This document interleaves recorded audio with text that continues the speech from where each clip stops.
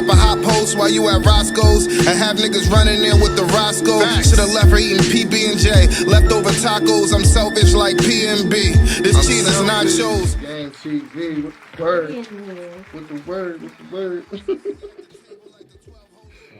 Yeah, that's cool. Listening to the song, you're saying you got 3 K's in your pocket? Yeah, it's a Ku Klux. I got more. That's crazy, because that's the line that stood out to me most. Yeah. Nah, I got $5 today, but you know, that's the minimum. You know, you gotta keep 3 on you, just in case, you know, emergencies or whatever. That's just motivation. It's like, you know what I mean? Just push yourself, man. That's all it is. Push yourself. So how you able to come up with the metaphor when you write? It's, you know, it's just natural.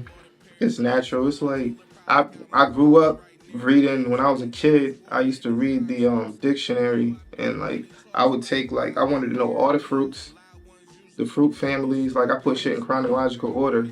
If I learn a word, I want to know the root word of it. Like when you say the word question, the root word of that is quest, is the search for something. When you ask a question, you're looking for the answer. So all of that information over time, that's why, you know, a metaphor come naturally to me. You feel what I'm saying? Because I got all of that, you know what I mean, shit that I've been reading and looking at. Like I love the English language. I just always studied that shit since I was a kid. So it's just easy for me. You know what I mean? For real. That's what's up. You know, a lot of artists read dictionaries and read things. So.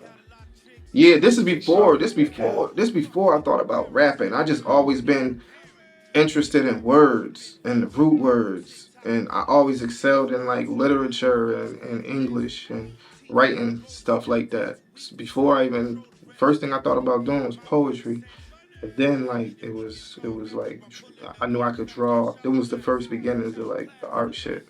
But I was really like forced to rap because the boys upstairs from me in my building, there was 3 boys, and they was all older than me, and they used to pick on me, and they used to say, you know, you can't snap back on us unless it rhymes. They used to say that shit. So I used to say, I'm fat, black, smoke crack. Like I used to have to do that because it didn't count. That's the way the game worked. You don't count if you don't rhyme. So that's what happened. So that's how I started doing that. And then like Puff came out, and I was looking at Puff Daddy, and I'm like, damn, this nigga's a rapper, producer, CEO. When the More Money, More Problems was out, I was like, yo, this nigga, I want to be like a star. I want to be fly. And like all the girls used to say I look like Puff, used to chase me down. Like call my phone. My mother had to take the phone off the hook. So like that made me want to like be anything. But then when I heard Jay-Z, and I was like, I really want to rap. I heard him on Can I Get Her? And I was like, damn, that's hot. So I want to rap. Pop Big was never like my favorite rappers. It was always Jay. Yeah. But why do you think Jay stood out to you? Cause his story was like mine. Like he wasn't overly gangster. He was more quiet and reserved. And he used to just stuff he was saying in his rhymes that I related to. Like he used to be like, you know, he'll say something like, "My mama fed me, grandmama fed me banana pudding. Was in the hood then. Like my grandmother, my favorite meal from her was a banana pudding."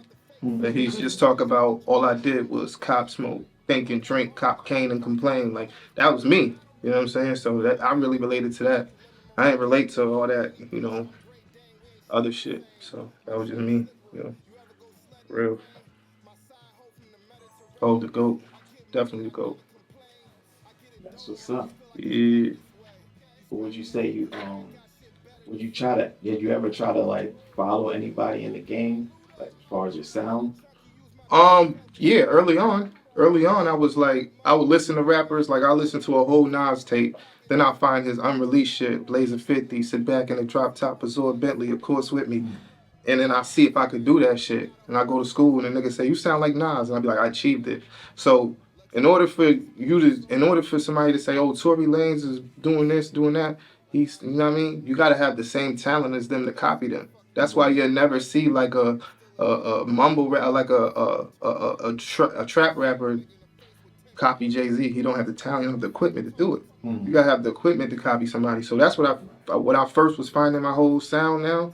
When I was younger, I was Nas, I would do 50, I would do all of that shit just to see if I could do what they do. Study they whole shit. Study the way they do bars, the way they organize them, all of that shit, and see if I can do the same thing. Now, I just let it pour out of me. I don't even think about it. I just get up and say how I feel right off the joint. I don't scribble out nothing. I just keep going and keep going and keep going, and just that's just how I feel. So it's coming more natural now. Yeah, if I let it come natural.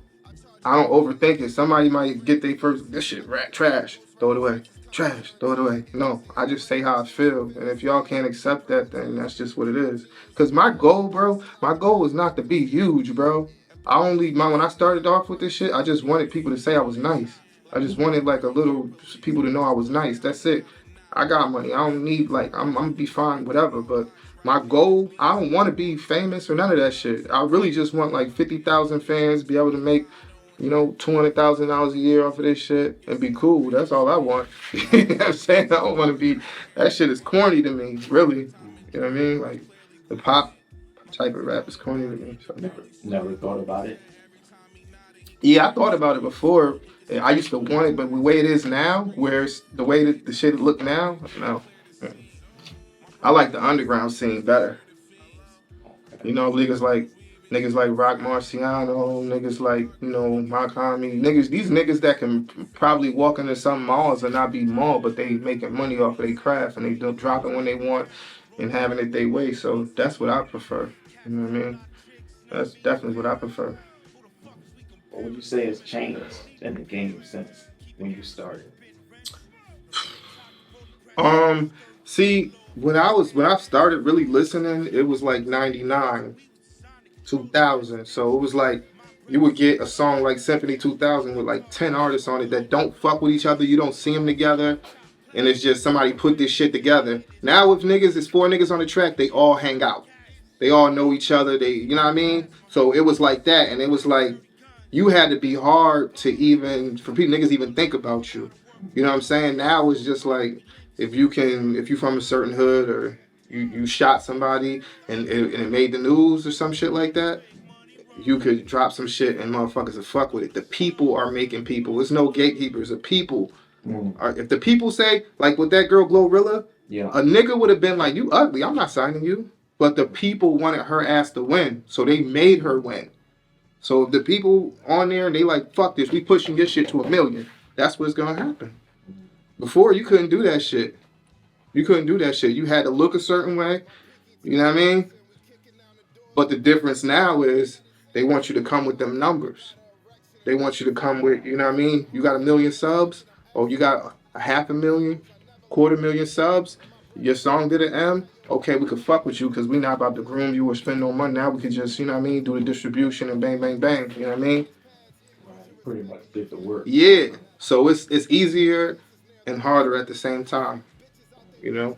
So, whereas back in the day, the way that niggas got on was they bumped into a nigga outside the studio, they was at a show, or they knew somebody and got put on, and the nigga was like, I believe in you. I'm gonna put the money up, I'm gonna do the artist development, I'm gonna show you how to talk. That's why niggas can't talk in interviews and shit. Artist development is gone. You just gotta have the numbers. As long as you got the numbers, you good. I don't care what you sound like. As long as you got the numbers, we fucking with you. That's the truth. You know what I'm saying? For real. So that's just what it is. That's why, I've been working. Like if you go to YouTube and you put Velli in there, you're gonna see all recent shit just straight down the line.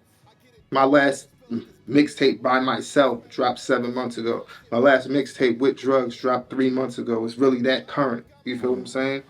So you just gotta keep your foot on people's neck, man. You know.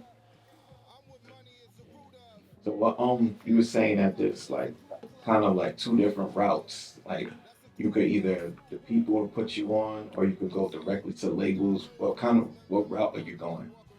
Or are you going independent? No, like I got shit shaking in New York right now, and we're gonna see what happens with that. It's just I'm trying to just run into somebody that really believe in what I got going on, and just wants to be like, you know what, we got a situation, we could do something, or you can write for him and do whatever. So that's the type of shit I'm on right now. I'm not really. It's pointless to go to a label unless you got crazy numbers and shit like that. You know what I mean? So And that's the same thing. That really connects to the CD conversation. Why it's not worth burning CDs no more. That's a fact. Because you know what I'm saying. If you make a CD and a nigga favorite song is track 10, and he like, yo, I've been playing track 10 all week.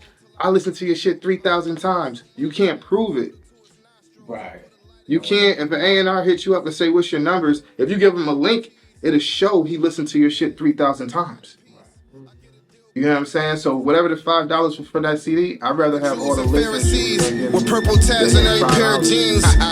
One shell out the mag and rip and tear his spleen and burn like kerosene and have him crying tears for weeks.